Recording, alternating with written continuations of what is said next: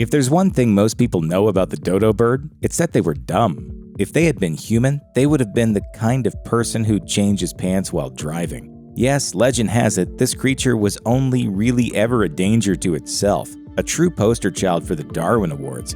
At least, that's the story we've been fed. But is it true?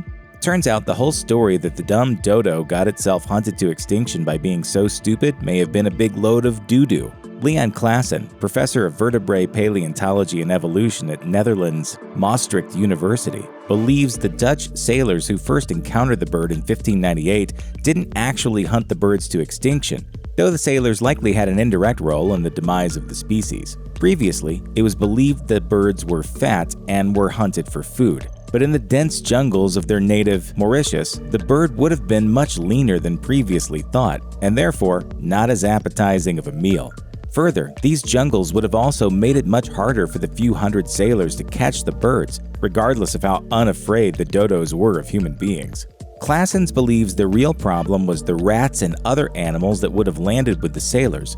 These animals would have been able to multiply quickly in an unrestricted habitat and would have feasted on dodo eggs and outcompeted them for food, a double extinction whammy.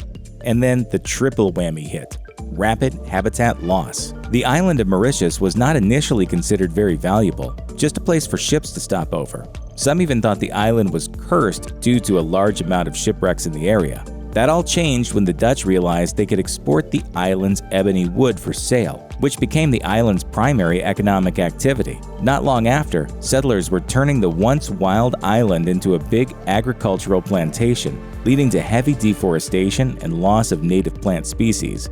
The forest that provided natural protection for the dodo bird gave way to sugarcane fields, making the birds oversized sitting ducks for any predator who came along, as the dodos literally had no fight or flight reflex.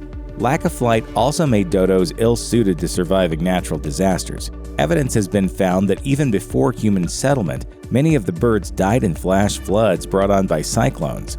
Once they lost the natural protection of their sheltered forests, they became even more vulnerable. The entry for dodo in the Oxford English Dictionary describes something that is no longer effective, valid, or interesting.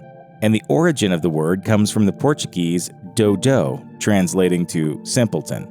It's a sad legacy for what was once a beautiful, totally innocent creature. Beyond their reputation for stupidity, dodos are a symbol of how quickly and profoundly humans can impact an environment and drive a species to extinction. Until we can clone them, dodos are gone forever, and the best thing we can do about it is to learn from the mistakes of our ancestors. It only took 100 years to wipe out the dodo, and while exact dates of extinction vary, most believe the dodo was gone by the 1660s, with other reports claiming they lasted on nearby islands until the 1690s.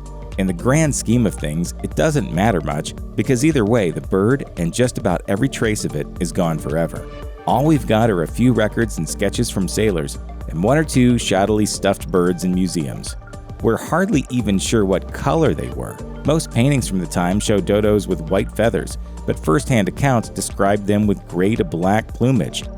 Heck, we didn't even know they had kneecaps until 2014, after a 3D scan of the last remaining skeleton revealed them.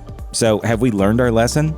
Not yet, it seems. In another 100 years, it's estimated that 25% of all bird species will be extinct in the wild unless we take big steps to clean up our act. If not, we'll be the real dodos.